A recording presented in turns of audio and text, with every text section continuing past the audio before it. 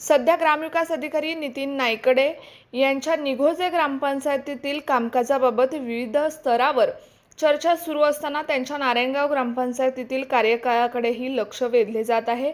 नारायणगाव ग्रामपंचायतीत त्यांनी सुमारे 7 ते 8 वर्ष ग्रामविकास अधिकारी म्हणून काम केलं.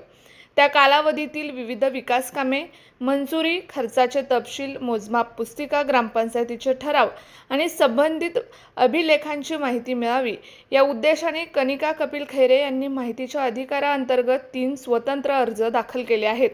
RTI अंतर्गत मागवलेली कागदपत्रे प्राप्त झाल्यानंतर संबंधित कालावधीतील कामकाजाबाबत वस्तुस्थिती अधिक स्पष्ट होण्याची अपेक्षा व्यक्त केली जात आहे. या दस्तऐवजातून समोर येणाऱ्या माहितीकडे स्थानिक नागरिकांचे लक्ष लागले आहे. नमस्कार, मी स्नेहा आणि आपण पाहताय SBP न्यूज. SBP न्यूज मध्ये आपलं सगळ्यांचं मनपूर्वक स्वागत. गेल्या अनेक दिवसांपासून नारायणगाव मधील कनिका खैरे या चर्चेत आहेत. त्यांचं गावातलं कपिल हॉटेल जे आहे त्या हॉटेलच्या अतिक्रमणासंदर्भात त्या रस्त्यावर उतरलं. नेमकं काय प्रकरण आहे आणि त्या काय एवढा तांडव करत आहात आपण त्यांच्याकडूनच जाणून घेणार आहोत. नमस्कार मॅडम. नमस्कार. माझं अतिक्रमण नाहीये हे मला माहिती आहे. जर असेल तर त्यांनी ते सिद्ध करावं. सिद्ध केलं आणि माझं जर अतिक्रमण असेल तर ते मी नक्कीच काढेल. पण त्याच्या आधी ह्यांनी जे जागेजागी अतिक्रमण केलेले आहेत, मी आता बाईटमध्ये आपल्याला बोललेलीच आहे, जेवढे पॉइंट्स दिलेले आहेत. तर माहितीच्या अधिकारी खाली मी यांच्याकडे पेपर्स मागितलेले, अद्याप पेपर पोचलेले नाही आहेत. आणि त्याच्यानंतर जेव्हा सरकारी मोजणी होईल, खरं काय आणि खोटं काय हे समजूनच येईल. जेव्हा आपल्याला अतिक्रमण काढायचे तर पूर्ण काढावं, अर्धवट कामं करू नये. आणि PWD जेव्हा येते तेव्हा त्यांनी हे सगळे पेपर घेऊन यावं. आणि तो पेपर घेऊन आल्यावरती ते आम्ही सगळे शासकीय पेपर जेवढे आहेत जे आम्ही मागितलेले आहेत आणि ते पेपर लिगल असतील तर आम्ही स्वतःहून ते गेट मागे घेऊ. पण आम्हाला माहिती आहे नाही आहे. पण आमच्याबरोबरच पूर्ण समोरचे गाळे असो, पूर्ण वेशीपासून ते पूर्ण बस स्टँडपासून पूर्ण वेशीपर्यंत जेवढं अतिक्रमण आहे ते पूर्ण आटवावं.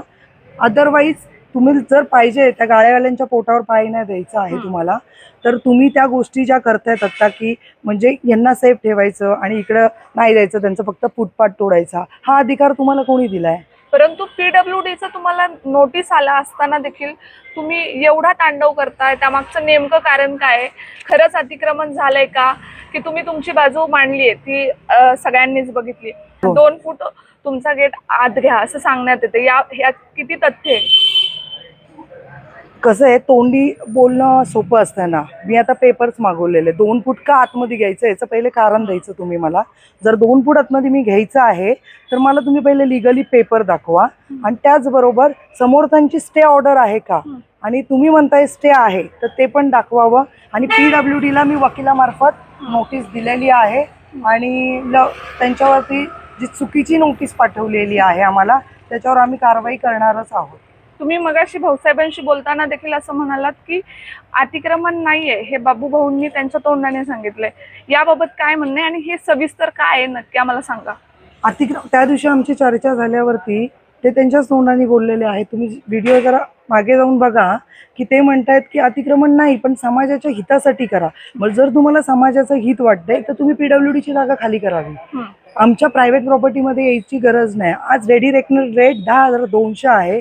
आज माझा 9.65ला स्टॉप आहे, 10.80चा सातबार आहे. नाही म्हटलं तर 1 गुंठा जागा अजून माझी पुढे निघते. मग त्याच्या आज 1 गुंठ्याची जागेची प्राइस काय झाली? आज मला जे सँक्शन मध्ये दिले मी तेवढी जागा ठेवून बांधून घेतले ना गेट. तुम्ही म्हणणार पोलीस घेऊन येणार, JCB घेऊन येणार, कॉन्ट्रॅक्टर घेऊन येणार, 4-5 लोक घेऊन येणार तुमच्या बरोबरची, आणि मग तुम्ही म्हणणार की तुम्ही ती जागा खाली करा. अशी दमदाटी चालणार नाही. पोलीस लोक आले तरी त्यांना ऑर्डर लागणार आहेत. कलेक्टर असो, DYSP असो, तहसीलदार असो, या सगळ्या ऑर्डर असतात.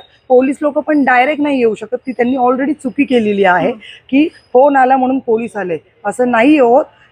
तहसीलदारांची ऑर्डर लागते, कलेक्टरांची ऑर्डर लागते, DYSPची ऑर्डर लागते, त्याचबरोबर SPची ऑर्डर लागते. पेपर सगळे चेक केले जातात आणि मग तुम्हाला पोलीस बंदोबस्त भेटतो. ही प्रोसिजर आहे. पोलीस बंदोबस्त घेण्यासाठी तुम्हाला पैसे भरावे लागतात. तुम्ही प्रत्येक गाळ्यात जाऊन पोलीसवाले मी खाकी वर्दी घातली आहे म्हणून तुम्ही एकावरती हुकुमशाही नाही करू शकत. तुम्ही म्हणालात की PWDने तुम्हाला नोटीस देखील दिले. मग जर बाबू भाऊंनी असं सांगितलंय की तुम्हाला वैयक्तिक सांगितलंय की आता तुम्ही म्हणतायत बाईट चेक करा, तर आम्ही ती बाईट पण चेक करू, त्यांनी असं सांगितलंय की अतिक्रमण नाहीये, पण समाज हितासाठी तुम्ही ते गेट मागं घ्या अशी विनंती केली होती तुम्हाला. मग ती नोटीस आलं कसं तुम्हाला? हे यांनी दबाव टाकून ती नोटीस काढली आणि अधिकाऱ्यांनी पण कुठली शहानिशा नाही केली आणि नोटीस दिल्या. म्हणजे असं झालंय की उपसरपंच बोलेल ती पूर्व दिशा झाली आहे नारायणगावची. आणि प्रत्येक पब्लिकला माझं आव्हान आहे, कुणी जर तुम्हाला असं वाटते माझा बिझनेस आहे म्हणून तुम्हाला आडकाठी घालणार आणि ह्या गोष्टी होत असतील तर ते त्याला अजिबात बळी पडू नका. तुम्ही ग्रामपंचायतमध्ये घरपट्टी भरता, त्याच्यामुळे तुमचा अधिकार आहे. आणि जर तुम्हाला त्यांनी त्रास दिला तर मी स्वतः त्याच्यासाठी खंबीरपणे लढायला आहे. जसे मला आता कॉल येतच आहेत लोकांचे जे त्यांना त्रास झालेला आहे, त्या लोकांशी मी अजून भेटली नाहीये, पण लवकरात भेटून तुम्हाला मी लवकरात लवकर सगळ्या गोष्टी कळवेल. प्रशासनाला काय आव्हान कराल या निमित्ताने? प्रशासनाला हे आव्हान करेल, मी जे माहितीच्या अधिकारी खाली जेवढे पेपर्स मागितलेले आहेत ते मला नीट मिळावे. नाही तर चुकीच्या पद्धतीने मला ते पेपर दिले तरी पण मी काय मला माहिती आहे कुठला पेपर खरा आहे आणि कुठला पेपर खोटा आहे. मला माहितीच्या अधिकारी आज 8 दिवस होत आलेत, उद्या होतील, अजून पेपर भेटले नाही. आणि आज अजून मला ज्या गोष्टी कळल्यात त्याच्यावर मी अजून 3 अर्ज दिलेले आहेत. त्या अर्जाचं मला अजून उत्तर देतील असते आणि ते आल्यावरती मी परत तुमच्याशी कॉन्टॅक्ट करेल.